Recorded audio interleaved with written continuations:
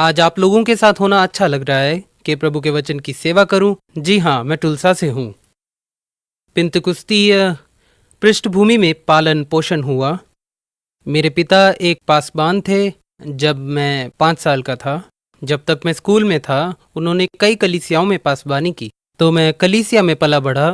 और मेरे पापों का घड़ा तो भरते भरते उमड़ने वाला हो गया था। आप कह सकते हैं मैंने हर वो पाप किया जो आपने भी नहीं किया, पर जब तक मैंने यीशु को मुक्तिदाता नहीं माना, मैं पापी ही था। 3 साल का, 5 साल का पापी, जब तक मैंने यीशु को अपना नहीं लिया। प्रभु की स्तुति हो। मैं सोचता हूँ कि कई बार हम प्रभु का अनुग्रह खो देते हैं, क्योंकि हम सोचते हैं सबसे महान मसीह वो हैं जो गलियों में गवाह बन के जाते हैं, और भूल जाते हैं कि सबसे महान मसीह वो होते हैं जो कलीसिया में पले बढ़े। प्रभु ने उनको बचपन में बचाया, और वो जो कि पुरानी कोठरियों तक गए। और कुलुस्सियों के एक अध्याय में शुरुआत के कुछ वचन हैं जहां पौलुस वहां के पासबान इपफ्रास का संदर्भ बनाते हुए कहता है, इपफ्रास जो तुम में से एक है। हम नमस्कार करते हैं। तो एक पासबान था जो कलीसिया में से आया, उन्हीं में से था, और कलीसिया के बाहर से नहीं आया था, ना ही किसी गली से, परंतु उन बच्चों में से था जो कलीसिया में पले बढ़े। वैसे ही तो तुम अपने बच्चों को सिखाना चाहोगे कलीसिया की बातों में, कि उनको प्रभु के वचन में सिखाना हो। हम अगले कुछ दिनों में इन बातों में देखेंगे। मैं उस पहाड़ी पर कही बात को लूंगा। हम देखेंगे धन्य वचन। उसके लिए हम देखेंगे मत्ती अध्याय 5, पर थोड़ा पहले से शुरू करना चाहिए। मत्ती अध्याय 4, तो आप उसको निकाल सकते हैं। हम लेंगे वचन का अद्भुत भाग और देखते हैं क्यों वो इतना अद्भुत था। ये वो पहला भाग है जिसमें यीशु ने शिक्षा की बात का इजाद किया, और हम जानेंगे कि क्यों उसने ये विशेष भाग को सिखाया। हम इसके पुराण कथाओं को निकालेंगे इस वचन के, क्योंकि जब मैं बड़ा हो रहा था, मेरे पिता की कलीसिया में एक तस्वीर थी कि यीशु एक चट्टान पर बैठे हैं। उनके पास हजारों हजार लोग बैठे हैं पहाड़ों के ऊपर, और हम उसको कहते हैं पहाड़ी उपदेश। आप उस तस्वीर को मिटा दें। यीशु ने पहाड़ी उपदेश अपने चेलों को दिया था, भीड़ ने उसको बाद में पाया। ये पहाड़ी उपदेश 3 अध्यायों में शामिल है, अध्याय 5, 6 और 7। और अध्याय 8 में यीशु वो बात को पूरा करते हैं जो उन्होंने अध्याय 4 के अंत में किया था, जो था कईयों को चंगा करना और सेवकाई करना। पर उसने उन 3 अध्यायों में अपने चेलों से बातचीत की और प्रशिक्षित किया और समझाया किस प्रकार एक टीम बने। और सचमुच यीशु ने भीड़ को छोड़ा और पहाड़ी पर चेलों को सिखाने ले गया, और उस भीड़ ने यीशु को ढूंढ लिया, और यीशु ने चेलों को शागिर्दी, विकास, परिपक्वता सिखाना छोड़ सामान्य सा उद्धार का संदेश सुनाया। 7वें के बाकी के अध्याय में और अध्याय के अंत की ओर बढ़ते हुए वो कहने लगा कि तुम किस राह पर हो, और यह भी कि तुम सकरे मार्ग से जाओगे या चौड़े रास्ते से, और किस मार्ग से तुम अनंत जीवन पाओगे या फिर नर्क की ओर जाओगे। और यही तो उसका संदेश था। और फिर अध्याय 7 के अंत में वो उन नए विश्वासियों से कहता है कि अपनी बुनियाद उस चट्टान पर बनाएं जो है प्रभु का वचन, और जीवन के तूफान आएंगे। पर फिर से अध्याय 5, 6 और 7 के आधे में ये सब उसके चेलों के संग ही था, और वो भीड़ ने उसको बाद में पाया। और ये एक सीख होगी। मैं इसको कहता हूं कि मुख्य बात है विकास के लिए अनुग्रह। आज प्रभु की देह में जो कमी है वो है परिपक्वता, शागिर्दी। मैं खुश हूं कि एंड्रयू शागिर्दी सुसमाचार पर सिखा रहे हैं पिछले कुछ महीनों से, क्योंकि यही जरूरी है। मसीह की देह में मसीही विकास करें। हम देखते हैं कि मसीह की देह में कितने नए विश्वासी जुड़ते हैं, और वो सोचते हैं कि हम तो पहुंच गए, जबकि शुरू भी नहीं हुआ है। मतलब कि वो तो बस अभी नए जन्म के दरवाजे से प्रवेश ही हुए हैं, और वो सोचते हैं कि क्योंकि वो स्वर्ग जा रहे हैं तो वो शायद पहुंच गए हैं। सारी मसीही जिंदगी का सार है कि आप और भी लोगों को ला सकें। जिन्होंने लोगों को गवाही दी बच्चे नहीं थे, बल्कि परिपक्व लोग थे। बच्चे बच्चों को जन्म नहीं देते, वयस्क बच्चों को जन्म देते हैं। और ऐसे ही प्रभु की देह में परमेश्वर चाहते हैं कि वयस्क लोग बच्चों को जन्म दें। देखो, मैं सोचता हूं कि मत्ती के उस अध्याय 11 में जहां यीशु ने लोगों से कहा कि मेरा जुआ अपने ऊपर उठा लो और मुझसे सीखो। वो किससे कह रहा था? उसने पापियों से कहा। उसने इस तरह शुरू किया, हे सब परिश्रम करने वालों और बोझ से दबे लोगों, मेरे पास आओ, मैं तुम्हें विश्राम दूंगा। जो लोग बोझ से दबे हुए, सब परिश्रम करने वालों, मेरे पास आओ। देखो, मसीही जिंदगी परिश्रम करने के लिए नहीं बनी है, वो बनी है प्रभु पर भरोसा करने के लिए। पर यीशु ने सभी पापियों से इस तरह कहा, हे सब परिश्रम करने वालों और बोझ से दबे लोगों, मेरे पास आओ, मैं तुम्हें विश्राम दूंगा। विश्राम यानी नया जन्म। अगली बात यह नहीं थी कि जाओ और गवाही दो, पर यह कि मेरा जुआ अपने ऊपर उठा लो और मुझसे सीखो। एक बिल्कुल नए विश्वासी के लिए सीखना एक सबसे बड़ी बात हो सकती है। और यीशु लोगों को मदद करने के लिए प्रशिक्षित कर रहे थे कि विश्वासियों को चेलों में तब्दील करें, क्योंकि यीशु ने ऐसी बातों का सामना किया जहां हजारों में लोगों ने उसको ग्रहण किया, परंतु मुद्दा था कि उनको परिपक्व बनाया जाए कि वो बढ़ें। कई बार ये वाक्य का इस्तेमाल होता है जो कहता है यीशु के बारे में कईयों ने उस पर विश्वास किया। हम ये वाक्य चारों सुसमाचार में पाते हैं, पर उनसे पहले के वाक्यों को भी देखो। ऐसा क्या था जो कईयों ने उस पर विश्वास करने आ गए? कुछ जगहों में वो तो प्रचार, कुछ जगहों में वो था चिन्ह, कुछ जगहों में उसने सुसमाचार सुनाया और उसके तुरंत बाद कईयों ने उस पे विश्वास किया। यीशु के इर्द गिर्द कई नए विश्वासी आए थे जिनको चेले बनने का प्रशिक्षण देने में वक्त लगता और चेलों को प्रशिक्षित करना था कि उसकी मदद करें। तो जरूरी बात है कि लोगों को प्रशिक्षित करना। मैं एक बार पासवान से बात कर रहा था, वो था क्या नाम है उसका, पैट बून जी, उनके द्वारा बचाया गया। वो उनकी कलीसिया में आया और बचने के अगले हफ्ते आया और उनसे कहने लगा, क्या मैं गा सकता हूँ? उसने कहा, मैं अब यीशु के लिए गाना चाहूंगा। पासवान बोले, नहीं। वो बोले, तुम पहले ईमानदारी से क्लास में बैठो, मेरे इस विद्यालय में आओ 1 साल तक, और उसके बाद मैं विचार करूंगा कि तुम गा सकते हो कि नहीं। पहले तो पैट को बुरा लगा। वो बोला कि तुम्हें पता है कि मैं तो जाना माना गायक हूँ। वो अपनी 7वीं कार्य में लाने की गलती कर रहा था, लेकिन बाइबल बताती है कि एक नौसिखिए को खुला नहीं छोड़ना चाहिए, और एक नया विश्वासी नौसिखिया ही है, और हम उन पे इतना भरोसा नहीं कर सकते, ना कि उनको कोई औदा दें। और कई बार हम सोचते हैं क्योंकि ये दुनिया में जाने माने हैं, हमें उनको तुरंत कोई औदा देना चाहिए कि हम उनकी भावनाओं को ठेस न लगा दे। जॉनी रिवर्स 1960 और 70 के दशक में रॉक एंड रोल के सिंगर थे। वो कलीसिया जाने लगे और मनफिराव हुआ, और कुछ महीने वहां जाते हुए एक रविवार को पासवान के पास गए। उनसे जाके कहा, क्या आप जानते हैं मैं कौन हूं? लगता तो है कि तुम मसीही हो। और उसको इतना बुरा लगा, उसने वो कलीसिया छोड़ दी, क्योंकि वो अपना गिटार बजाना चाहता, गाना चाहता था। मैं तो ये कहना चाहता हूँ, सबसे बढ़िया होता है कि जब आप मुक्ति को पाओ, कोई नहीं जानता कि आप कौन हो, सिर्फ यीशु जानता है। मेरी कलीसिया में प्लैटर्स का मुख्य गायक जो था, 7 सालों तक कलीसिया में आता रहा। वो टुल्सा के बैप्टिस्ट कलीसिया में सब सीखा और प्लैटर्स बैंड से जुड़ गया, उनका मुख्य गायक बना और ड्रग्स और सेक्स में पड़ा और रॉक एंड रोल की सब बातों को भी किया, और एक दिन अपनी जिंदगी से पूरी तरह परेशान हो गया। तब खुदा ने काम किया और वो टुल्सा में वापस आया, और वो एक कलीसिया ढूंढ रहा था। जब उसको हमारी कलीसिया के बारे में पता चला, और वो सबसे आखिरी में बैठा अपनी पत्नी के साथ, और कोई मेरे पास आके कहने लगे, क्या तुम्हें पता है कि ये कौन है? मैंने कहा, कौन है ये? उसने बताया, वो प्लैटर्स का मुख्य गायक है। तो मैंने उनसे मुलाकात की और लंच पे गए, बातें करने लगे, और मैंने पूछा, किस कारण तुम टूट गए? उसने कहा, मैं इस वजह से टूटा कि मैं कहीं आपसे ना मिल पाऊं। मैं इस जगह में हूं क्योंकि यहीं मैंने सब और जाना कि मैं एक दिन पासबानी करूंगा, और मैं वहां पासबान बनना चाहूंगा जहां कोई मुझे नहीं जानता हो। मैं इस बात से बड़ा प्रभावित हुआ। आज वो पासबान है, वो शेरिफ डिपार्टमेंट के साथ मिलकर काम कर रहे हैं, और उसके पास टुल्सा में एक कलीसिया है। प्रभु ने उसको अद्भुत तरीके से आशीषित किया है। यही मुझे बहुत अद्भुत लगा, जब लोग खुद को ऊंचा नहीं उठाते। ऐसे ही पौलुस ने किया जब वो शाऊल से पौलुस बना।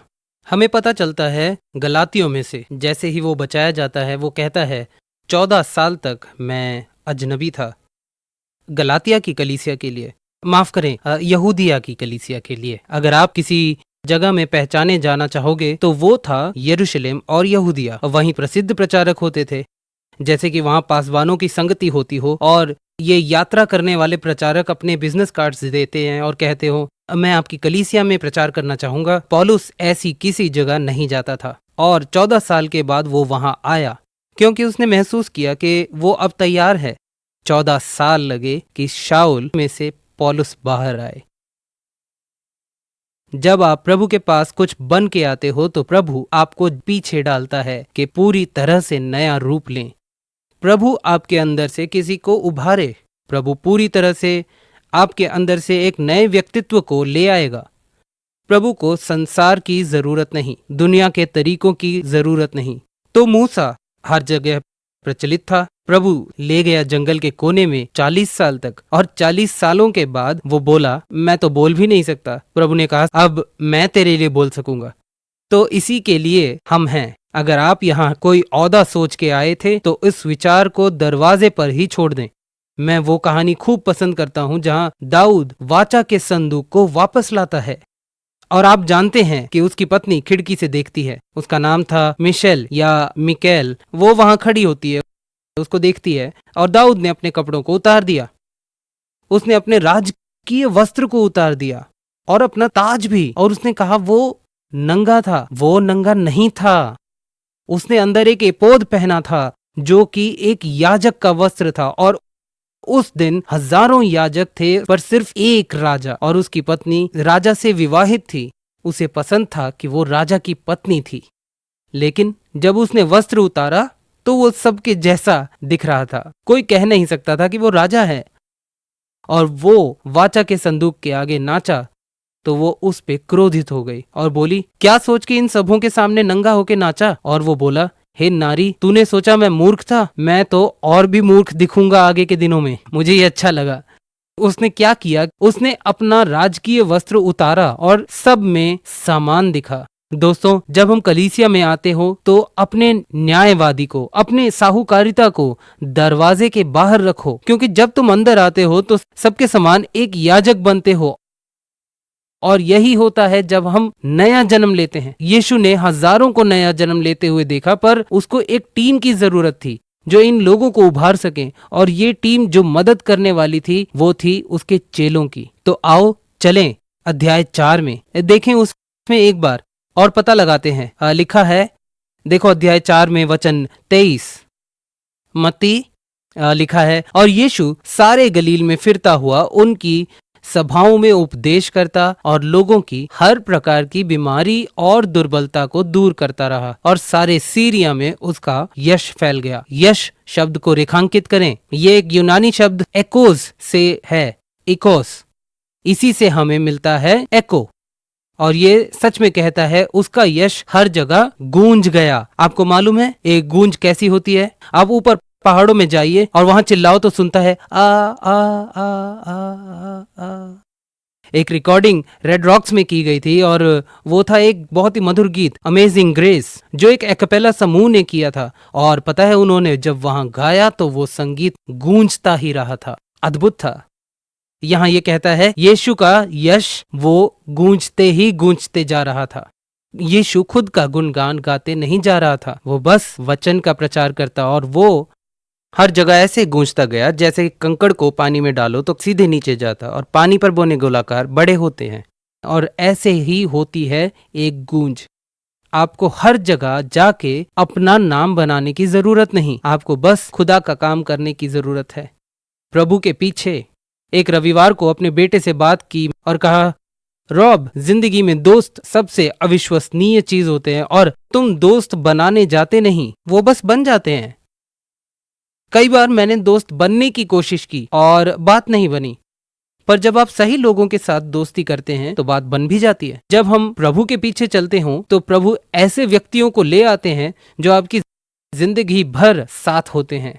मैं तो कुछ अविश्वसनीय लोगों को जानता हूँ। उनमें से कुछ ने मुझे टीवी शोज में बुलाया और मैं विश्वास नहीं कर पाया। तुलसा से कोई अच्छी चीज नहीं आती है। तुम कभी अपने ही शहर में कुछ नहीं बन पाते, मैं बस इतना कहूंगा कि बस वहां हो जहां प्रभु चाहते हैं और वो करो जो खुदा चाहते हैं कि करो। मेरी माँ ने सिखाया, क्योंकि मैंने रेमा में 4 साल सिखाया पासबान बनने से पहले, और मैं हर जगह बुलाया जाता क्योंकि विद्यार्थी आते थे, वो रेमा से निकलते कलीसिया में जाते और मुझे बुलाते थे। मेरे पास दुनिया भर के न्योते आते थे कि वहां बोलूं, और मैंने अपनी माँ से कहा कि मैं अपनी कलीसिया की पासबानी करने वाला हूँ। उसने कहा, क्यों कर रहे हो? तुम ऐसे स्थान में हो जहाँ जीवन भर तुम सेवकाई के लिए यहाँ वहां जाते रहोगे और लोग स्नातकता में बुलाएंगे। क्या तुम ये नहीं चाहते? मैंने कहा, जी हाँ, पर वो बोली, अगर तुम पासबान बनोगे तो अज्ञात हो जाओगे। मेरे अज्ञात रहने से प्रभु की इच्छा बेहतर है, बजाय इसके कि प्रसिद्ध हो के प्रभु की मर्जी ना करूं। मैंने कहा, मैं शांत रहना चाहता हूं, मैं रात को चैन से सोऊं, क्योंकि मैं प्रभु की इच्छा में हूं। और दोस्तों, प्रभु की मर्जी में तुम एक कंकड़ के जैसे हो और उसके घेरे बस बढ़ते जाएंगे।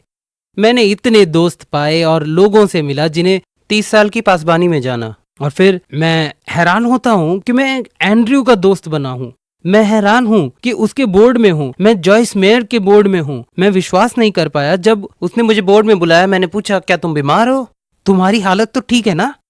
तुम चाहते हो कि मैं तुम्हारे बोर्ड में आऊं?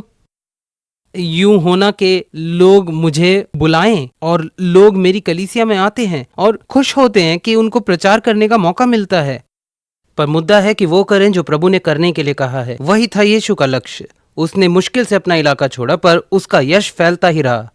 देखते हैं, वो उपदेश करता, प्रचार करता, और लोग सब बीमारों को, ये है आपकी सेवकाई का प्रतिरूप। प्रचार पापियों के लिए, उपदेश विश्वासियों के लिए, और चंगाई हर तरह की बीमारी और रोग के लिए। बाइबल नहीं कहती कि किसी के उपदेश की बेवकूफी से कुछ होगा। आपका काम नहीं कि सुसमाचार की व्याख्या करो, उसका प्रचार करो। यीशु आपके लिए मरा, यीशु आया आपको पाप से छुड़ाने के लिए। पहले आदम ने उसको तबाह किया, यीशु ने आके वो सब ठीक किया। यह है वचन की साधारणतः जिसे प्रचार करना है। यीशु प्रचार और उपदेश देते थे क्योंकि उसके पास विश्वासी आते थे और वो उनको सिखाता था, और फिर उनके बाद वो सब प्रकार के रोग और बीमारी से चंगा करता था। और वो बस वैसे करता था जैसे परमेश्वर ने उसको कहा, और उसका यश देखो कहां तक गया, सीरिया, लगभग इजराइल की सीमाओं तक। और आगे कहता है, और लोग सब बीमारों को, जो नाना प्रकार की बीमारियों और दुखों में जकड़े हुए थे और जिनमें दुष्टात्माएं थीं, और मिर्गी वालों और झोले के मारे हुओं को उसके पास लाए और उन्हें चंगा किया, और भीड़ की भीड़ उसके पीछे हो ली। आप कैसे जान सकते हो कि वहां भीड़ की भीड़ थी? कैसे? कई जगह में बाइबल कहती है कि जन समूह ने उसका पीछा किया, और कई जगह कहती है महाजन समूह ने पीछा किया, और ये वही महासमूह है। क्या आपने एक चीज का एहसास किया? यीशु ने ये सब किया बिना टीवी के, बिना किसी विज्ञापन तख्त के, और बिना सीडी या डीवीडी के। यीशु ने सिर्फ प्रचार किया। मत कहो कि तुम्हें ये सब वस्तुओं की जरूरत है कि सेवकाई बढ़ सके, लेकिन अंतिम बात है कि आपको परमेश्वर चाहिए कि उन्नति करो। सिर्फ वो करना है जो उसने कहा है। तो फिर अध्याय 4 में यीशु की सेवकाई तो शुरू ही हुई थी, पर उनमें से कोई नहीं था, कोई नहीं उठा कि कह सके कि वो कैसा है। वो पापियों को पापी ही बुलाता था, बल्कि सांप के बच्चे। अध्याय 23 में वो उनको चूना फेरी हुई कब्रें कहता है। पहले के दिनों में वो लोगों को धरती के ऊपर गाड़ते थे, तो वो उस पर एक बड़ा पत्थर रखते और उसकी सफेदी करते, पर उसके अंदर होते मृत हड्डियां। वही उसका मतलब था कि तुम बाहर से सफेदी किए हुए पर अंदर से मृत हड्डियों से भरे हो। यीशु ने धर्म का मतलब बताया। बाहर से सुंदर पर अंदर जाने से मुर्दा दिखता है। क्या आप खुश नहीं कि मसीहत एक धर्म नहीं? क्या आप खुश नहीं कि यीशु मसीह के संग एक व्यक्तिगत रिश्ता है? वही तो है हमारे पास। तो फिर उसने सिखाया, ध्यान देना क्या कहता है वचन 25 में, और गलील वो था उसका अपना गांव, और दिकापुलुस और यरूशलेम और यहूदिया से और यरदन के पार से भीड़ उसके पीछे हो ली।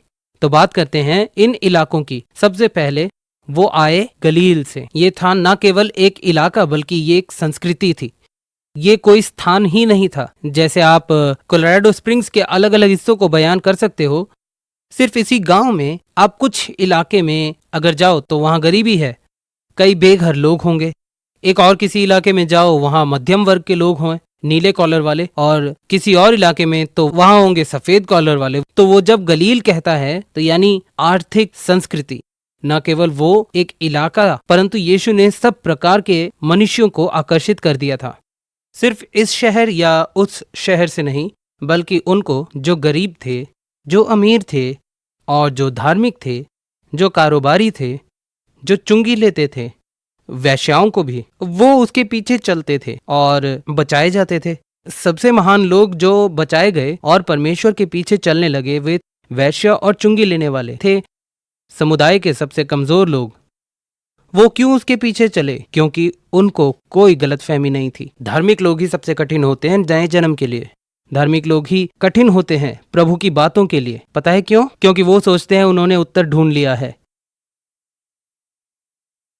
चुंगी लेने वाले, अपराधी, वैश्याएं, पापी वो लोग थे जो जानते थे कि उनको उत्तर नहीं मिला है, क्योंकि जितनी भी कोशिश वो करते हैं उन्हें कोई स्थिर उत्तर नहीं मिलता था। जैसे वो कल थे वैसे ही आज भी पाते हैं। और यीशु आया नवजीवन का प्रचार करते हुए, वो उन तक शांति का प्रचार करता हुआ आया और वो उसके पीछे चले, और उसने उनको उनके पापों से उन्हें माफी दिलाई और उन्हें सामर्थ्य दी अपने अपराधों के ऊपर।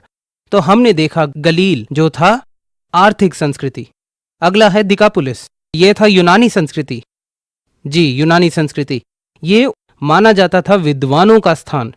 ये लोग वहां के ज्ञानी लोग थे जो यीशु के पीछे चले थे। अगला था यरूशलेम और यहूदिया, ये थे धार्मिक लोग। तो धार्मिक लोग भी उसके पीछे चले, हर बार उसकी मानने के लिए नहीं, परंतु उसको गिराने के लिए भी। और अंत में यर्दन के पार, ये था एक अरब प्रदेश। तो अरब के लोग भी पीछे हो लिए। ध्यान दो कि सब शुरू हुआ सीरिया से, बल्कि वो सीरिया ही था जहां से तर्शिश के पौलुस ने शुरुआत की दमिश्क के लिए कि मसीहियों को मारे। जब प्रभु ने उसका सामना किया दमिश्क की राह पर, तो अब यहां प्रभु का प्रभाव है दूर इलाकों तक। और फिर देखो उस पद में कहता है बड़ी भीड़ उसके पीछे चल पड़ी। पता है वहां अंदाजन 75,000 से लगभग 1,000 लोग थे। अंदाजन 75,000 से लगभग 1,000 लोग थे उस वक्त उसके पीछे। भले ही वो परमेश्वर का बेटा था, पर अपने मनुष्य रूप में इतनों को संभाल नहीं सकता था। कई गुना लोग थे वहां। जब हम उस पद के अंत में आते हैं तो देखते हैं लिखा है, और दिकापुलिस और यरूशलेम और यहूदिया से और यर्दन के पार से भीड़ की भीड़ उसके पीछे हो ली। और इससे पहले वचन 24 में वो सीरिया से उसके पीछे हुए। हम अंततः इस वचन तक आते हैं। देखो वचन 25, अध्याय 5 और पद 1। लोगों को देख वो पहाड़ पर चढ़ गया। पता है वो लिख सकता था वहां, जन समूह को देख वो वहां से जल्द निकल गया। वो ऊपर गया। क्यों? क्योंकि एक भीड़ के लिए पहाड़ पर चढ़ लेना मुश्किल था। उसके पास शायद वहां से सबसे बेहतर नजारा था और वो वहां मिले, परंतु यीशु तुरंत वहां से निकल गया। क्यों? तुम कहोगे कि लोगों को तो यीशु की जरूरत थी। उसने उन्हें छोड़ा कुछ पलों के लिए, कि उनके लिए एक टीम को तैयार कर सके, क्योंकि जब वो वापस आएगा तो वो पहले से भी सामर्थी होगा।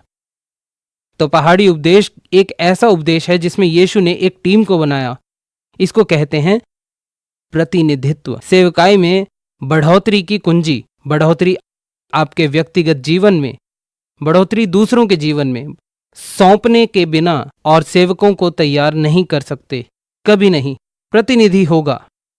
सौंपने का केंद्र है भरोसा। आपको लोगों में भरोसा करना होगा। पता है एक व्यक्ति लोगों पर भरोसा ना करके उनको काम तो दे देता है, पर उनको सौंप नहीं पाते। लोगों को काम पे लाना या अपने साथ जोड़ना वाकई में प्रतिनिधि नहीं। प्रतिनिधि यानी उन पे भरोसा करना है। पता नहीं किसी संस्था या मालिक के लिए ये काम आए या नहीं, पर मेरे लिए है। मेरा एक मालिक था जो लोगों को काम पे लाता और भरोसा ना करता था। वो सब कुछ देखता रहता था और जब तक काम होता तो उसी के तरीके से होता और कोई भी उसमें रचनात्मक नहीं हो पाता, कोई उपाय भी नहीं, कोई दूसरा रास्ता भी नहीं दिखा पाता, क्योंकि वो बर्दाश्त ना कर पाता। और ज्यादातर वो यूं सोचता कि तुम गलियों में जाके किसी ऐसे को ले आओ जिसको कुछ आता ही ना हो। तुम ही सब कुछ बता के करोगे तो रचनात्मक मनुष्य की जरूरत क्यों है? इतनी रचनात्मकता को ले आएं और इस्तेमाल ना करें, क्योंकि कुछ समय के बाद लोग खुद को व्यर्थ समझेंगे। भरोसा केंद्र है। वो जरूरत है फैलने की, परंतु उन पे भरोसा करना जिन्हें आप प्रतिनिधि कहते हैं। इसका उदाहरण हम प्रभु के वचन में देखते हैं, कैसे प्रतिनिधि मंडल ले आया जबरदस्त विकास। इसलिए यीशु ये चाहता है, उसने लोगों के महाजन समूह को आते देखा और उनका कारण था खुद यीशु। उसको ये प्रतिनिधि करना होगा। ये स्कूल क्यों है यहाँ, क्यों सीबीसी है? क्योंकि एंड्रयू इसको खुद से नहीं कर सकता, और एक पल के लिए एंड्रयू और उसके कर्मचारी भी खुद से नहीं कर सकते। एंड्रयू और टीवी स्टेशंस कई हजारों और लाखों लोगों को ले आते हैं, पर उसको प्रशिक्षित और उभारना है एक ऐसी टीम। और इसलिए तुम यहाँ आए हो कि पासवान बनो, प्रचारक बनो, धर्म प्रचारक, सुसमाचार के कामों को करो और इसको हर जगह फैलाओ, ताकि इस विश्वास और अनुग्रह के सुसमाचार को ले जाओ इस अधूरे संसार में। जब तुम इस दरवाजे से आते हो, इनको आप पे भरोसा है। अब आप उस भरोसे को तोड़ सकते हो या उसका आदर कर सकते हो, क्योंकि वास्तव में एंड्रयू नहीं, प्रभु आप पर भरोसा कर रहा है। तो फिर से भरोसा विकास का केंद्र है, भरोसा प्रतिनिधिमंडल का केंद्र है। हम वचन में पाते हैं पहला उदाहरण, पहले समझाया हुआ उदाहरण, क्योंकि पहले भी ऐसा हुआ, परंतु उसका कोई विस्तार नहीं था कि कैसे ये हुआ। वो था मूसा का मामला।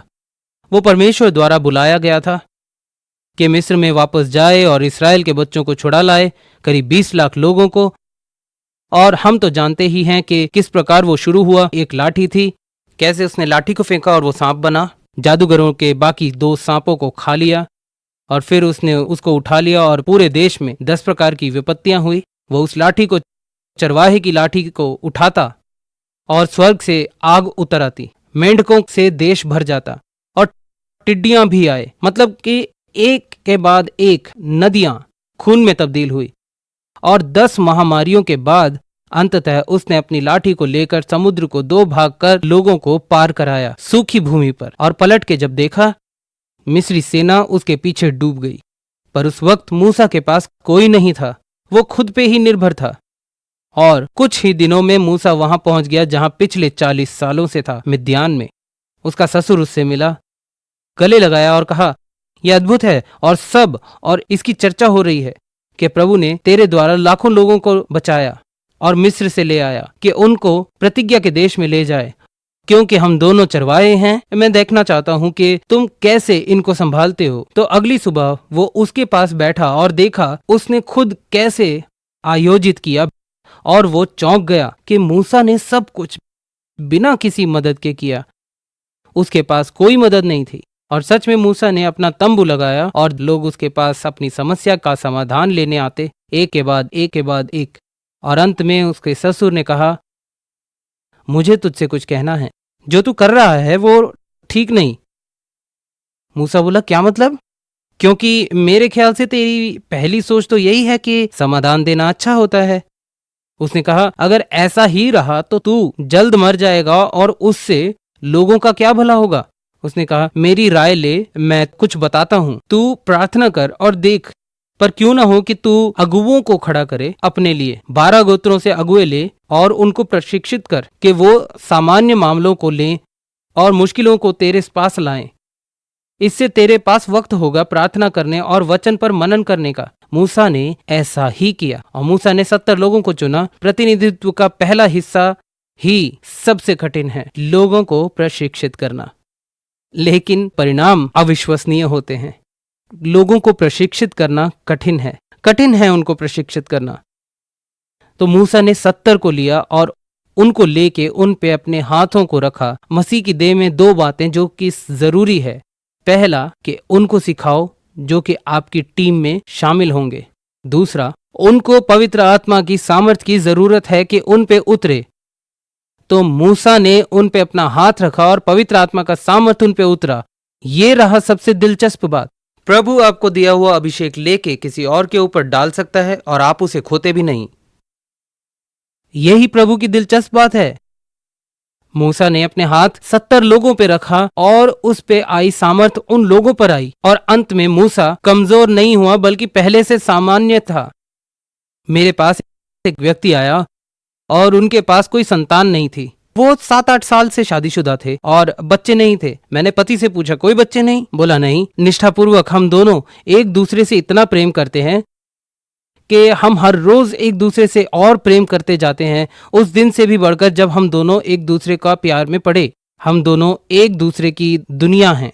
हम दोनों एक दूसरे से बहुत प्यार करते हैं। हमने इस बारे में बात की एक दिन, और हम बच्चे नहीं चाहते क्योंकि उस प्रेम को हम बांटना नहीं चाहते अपने बच्चों के साथ। मैंने कहा, तुम कभी भी खोते नहीं हो, तुम खो नहीं सकते, पर जब बच्चे होते हैं तब हम और प्रेम में पड़ते हैं क्योंकि वो बच्चा आप दोनों की उपज है। और मैंने कहा, करो बच्चे, बहुत सारे बच्चे, और उनके पालन पोषण बाद भी आप अपनी पत्नी के साथ और भी प्रेम में पड़ जाओगे। ऐसा ही होता है प्रभु के अभिषेक के साथ।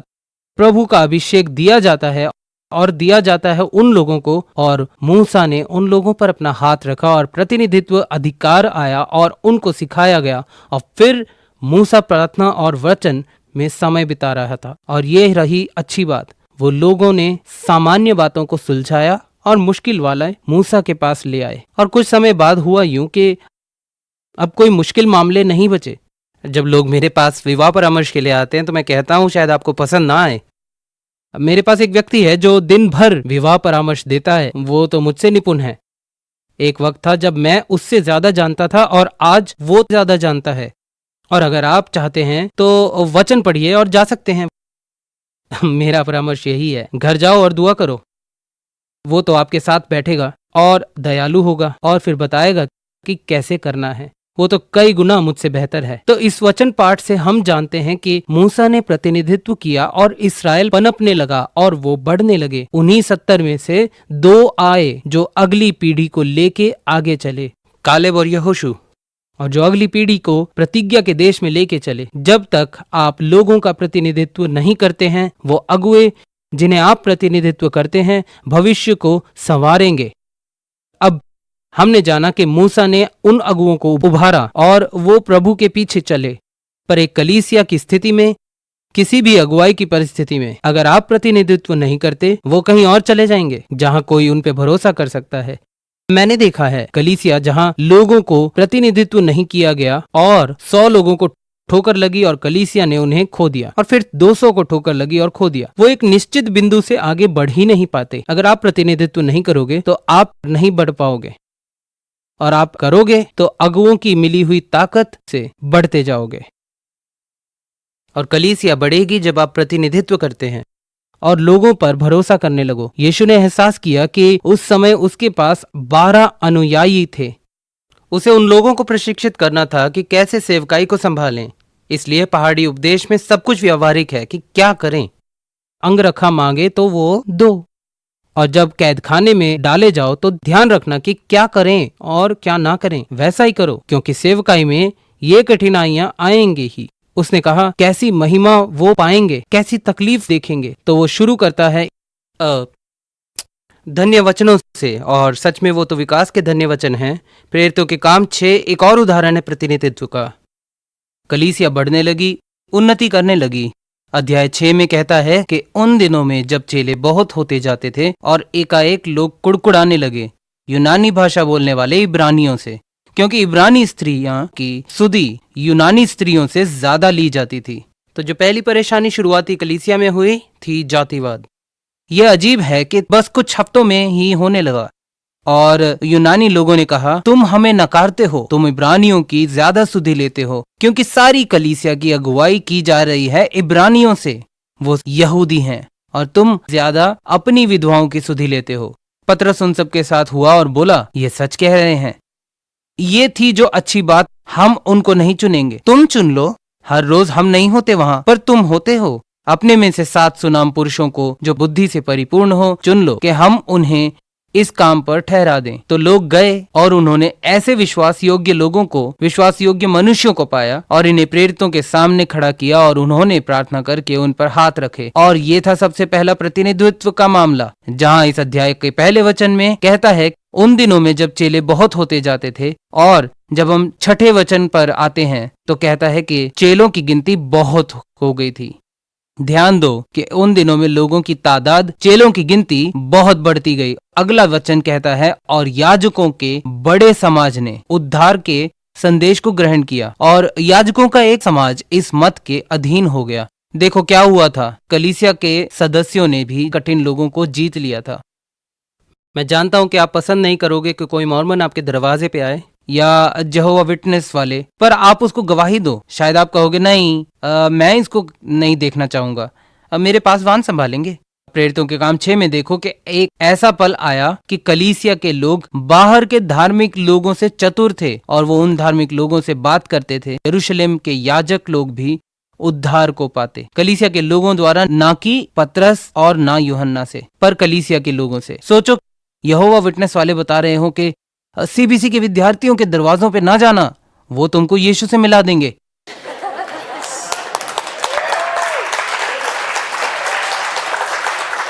यही होता है प्रतिनिधित्व से। जो 7 लोग उन्होंने चुने थे, अध्याय 6 में पहला चुना हुआ व्यक्ति था स्तिफनुस। 7 चुने हुओं में से वो पहला था। अगला था फिलिपुस, जो उन 7 लोगों में से एक था, और बाकियों के सब के बारे में हम ज्यादा कुछ नहीं पाते हैं। पर ये 2 लोग, इन्होंने अगले 2 अध्यायों को घेर लिया, क्योंकि जब आप प्रतिनिधित्व करते हैं, सेवक उठ खड़े होते हैं और उनके अंदर से कुछ खुल जाता है जब उनके व्यक्तिगत तोहफे निकल आते हैं। अध्याय 7 में फिलिपुस उठा और सुसमाचार का प्रचार किया और उसको पथराव करके मार डाला। मैं नहीं कहता वो आपका भविष्य है, पर अगले अध्याय में 8 में फिलिपुस इस अध्याय का मुद्दा है, उठा और इस पूरी पुस्तक का सबसे पहला प्रचारक बनता है। कहां से ये सब शुरू हुआ? किसी ने उस पे भरोसा किया और कलीसिया के विधवाओं की सुधि का प्रतिनिधित्व किया। यहीं से तो सब कुछ शुरू हुआ। तुम छोटी बातों में वफादार बनो और प्रभु बहुतों का शासक बना देगा। तो फिलिपुस अध्याय 8 का सार बनता है और उसके कारण एक बड़ी जागृति आई सामरिया में। उसके कारण और इथियोपियाई खोजा, उसने भी यीशु को ग्रहण किया। और हमने क्या देखा? प्रतिनिधित्व। और अब वही बात है यीशु के साथ इस अध्याय में, जहां हमने देखा प्रतिनिधित्व। चलो देखें, पहले इसको थामे रहो और देखो भजन 131। हाँ, भजन 131। मैं चाहता हूं कि आप किसी और को देखें जिसने प्रतिनिधित्व की ताकत को जाना। नियमों का भजन, तरक्की का भजन। देखो क्या कहता है भजन 1 में, भजन 131 पद 1, दाऊद का नियमों का भजन। हे यहोवा, न तो मेरा मन गर्व से और न मेरी दृष्टि घमंड से भरी है। ये है अकड़। पहली बात जिस पे उसने जय पाई थी, अकड़। ये भजन है नेतृत्व के लिए, 4 बिंदु नेतृत्व के लिए। और देखो दूसरी बात उसने कही, उसने कहा, और जो बातें बड़ी और मेरे लिए अधिक कठिन हैं, उनसे मैं काम नहीं रखता। और दाऊद जान गया था और उसने उनको नकार दिया। तुम हर बात में ठीक नहीं होते हो, तुम डगमगाते हो, तुम यीशु नहीं हो, तुम्हारे पास सारे तोहफे नहीं हैं, तुम में आत्मा के 5 कार्यालय नहीं हैं, तुम में एक विशिष्ट कार्यालय है, विशिष्ट तोहफा है। और ना केवल उसने कुछ तोहफे दिए हैं, उसने कुछ तोहफा नहीं भी दिए हैं। और इसलिए हमें एक दूसरे की जरूरत है। यही तो समर्पण है कि सीधे मुद्दे पर आना है कि मुझे सब नहीं आता। अकड़ कहती है मैं सब कुछ कर सकता हूं। घमंड भी यही कहती है। उसकी सबसे पहली विजय थी घमंड। ना मेरी दृष्टि घमंड से भरी है। अकड़ यानी अतिरंजित आत्मसम्मान। आत्मसम्मान जरूरी है पर अतिरंजित आत्मसम्मान नहीं। बाइबल कहती है खुद को उससे ज्यादा प्रतिष्ठित भी ना समझो। प्रतिष्ठित होना चाहिए। गर्व करो जो प्रभु ने आपको बनाया है और उसका भी जिस कार्यालय में आप खड़े हो। खुशी से उसकी आराधना करो, पर जरूरत से अधिक ना करो, क्योंकि आपने नहीं, परमेश्वर वो करता है। वो आप नहीं थे, बल्कि उन लोगों की सीख थी जो आपकी जिंदगी में आई और ऐसा बना दिया। धन्यवाद करें ऐसे लोगों के लिए। मैंने पीछे मुड़ के देखा और एहसास किया मुझे जवाबदेही पसंद नहीं। मुझे शायद खुद को जवाबदेही डिपार्टमेंट में डाल देना चाहिए। मुझे युद्ध रणनीति नहीं पसंद। मैं युद्ध में जाऊंगा पर रणनीति नहीं पसंद। मैं किसी और को भेज दूंगा। और फिर इतिहास की पुस्तक में, इतिहास एक पुस्तक है जहां आप ऐसे नाम पाते हैं जो आप जानते भी नहीं कि कौन हैं। और सब में था दाऊद याजकों की प्रशंसा करता हुआ और युद्ध के सैनिकों की, और जिन्होंने उसकी मदद की थी उनकी, उसके सलाहकारों की, और जो उसके दरवाजे पर थे उनकी, और उसके हर एक नौकर की, और संगीतकारों की। एक के बाद एक है नाम। और वो सब दिखाता है कि कैसे हजारों को उसने प्रतिनिधित्व किया था और दाऊद पुराने नियम के राजाओं के लिए एक मानक बन गया। तो प्रतिनिधित्व, यीशु अब प्रतिनिधित्व करने वाला है। इसलिए हम आए इसमें अध्याय 5 मत्ती की पुस्तक, बात है प्रतिनिधित्व की, तो देखते हैं इसमें। चलो देखें मत्ती अध्याय 5 और देखते हैं, क्योंकि जब वो शुरू करता है पहाड़ी वचन से, ध्यान दो और इसको चित्रित करो।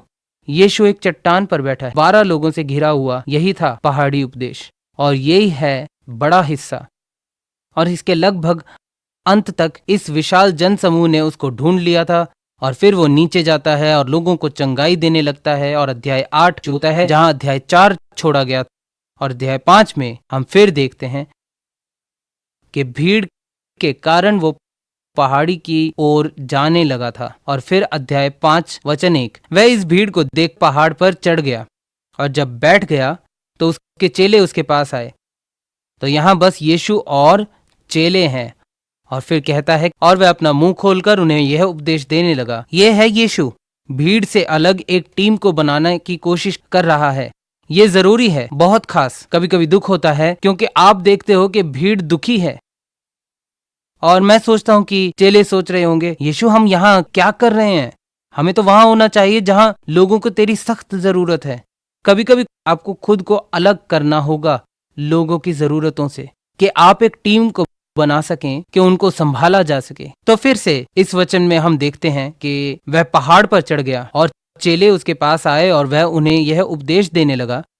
यह है यीशु एक टीम का प्रशिक्षण करते हुए, उनके लिए ये संदेश को लेके जाना और आशीष बनना। एक सवाल मैं पूछूं, क्या हुआ चेलों को जब वो पहाड़ से उतरे?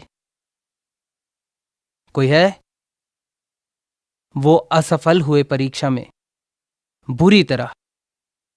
याद करो, एक आदमी आया उनके पास अपने बेटे को लेके, जो कि दुष्टात्माग्रस्त था। ये बिल्कुल पहाड़ी उपदेश के बाद हुआ और उन्होंने सोचा ये करते हैं, और वो तो गिर पड़े। जिनको आप प्रतिनिधि बनाते हो गलतियां करते हैं, पर आप फिर भी उन पे भरोसा करते हैं। जिन्हें आप प्रतिनिधि बनाते हो गिरते हैं। मैं ये जानता हूं क्योंकि तुम गिरे और मैं गिरा, पर किसी ने फिर भी मुझ पे भरोसा किया। किसी ने मुझे झाड़ा और उठाया और मदद की।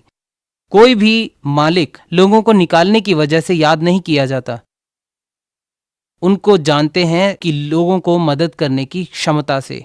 और यीशु एक मददगार था। कितनी बार वो गिरे, कितनी बार वो असफल हुए, फिर भी यीशु ने उनको उठाया और उनको बनाया। पतरस और यूहन्ना और पौलुस, जब लोग असफल होते हैं आप उनको उठाते हो, क्योंकि तीमुथियुस ने गलतियां की और पौलुस ने उसको उठने में मदद की। और आज हमारे आसपास ऐसे लोग हैं जिनकी एक गलती के कारण हम उनको दूर नहीं कर सकते। मैं खत्म करूंगा इस कहानी पर और हम वापस आएंगे।